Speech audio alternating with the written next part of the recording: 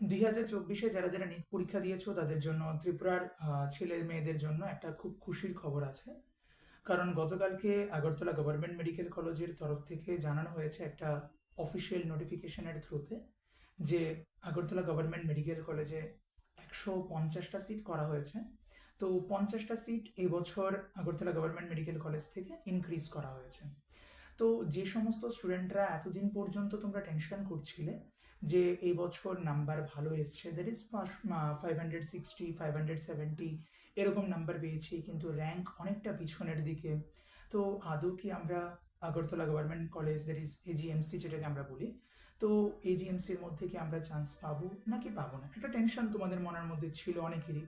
তো এবছর যেহেতু 50 নাম্বারস অফ সিটস এজিএমসির তরফ থেকে ইনক্রিজ করা হয়েছে, তো অবশ্যই তোমাদের জন্য একটা খুশির খবর, কারণ তোমাদের 570 560 যারা যারা পেয়েছো তোমরা চান্স পেয়ে যাবে। যদিও এখনো বলা হয়নি অফিসিয়াল তরফ থেকে যে ইউআর এর জন্য কয়টা সিট বাড়ানো হয়েছে বা এসসির জন্য কয়টা, ওইগুলো আশা করছি কিছুদিনের মধ্যে ওরা ডিটেলসে জানিয়ে দেবে জিএমসি কলেজ আমাদেরকে।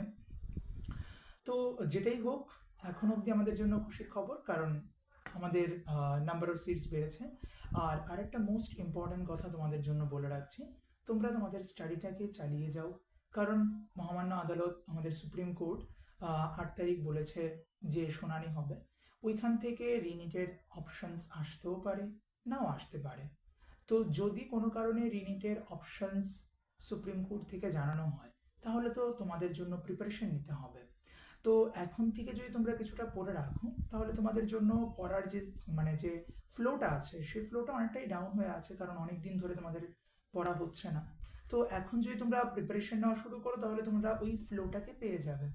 এখন যদি বলে যে 1 মাস পরে পরীক্ষা বা 15 দিন পরে পরীক্ষা, টাইম কতদিন দিতে পারে সেটা তো বলা যাচ্ছে না। তো যদি ওরকম ভাবে অল্প সময় দেয় বা যেটাই আমাদেরকে সময় প্রোভাইড করুক, সেটাই কম মনে হবে, কারণ যেহেতু এটা লং সময় ধরে আমাদের পড়াটা বন্ধ হয়ে আছে।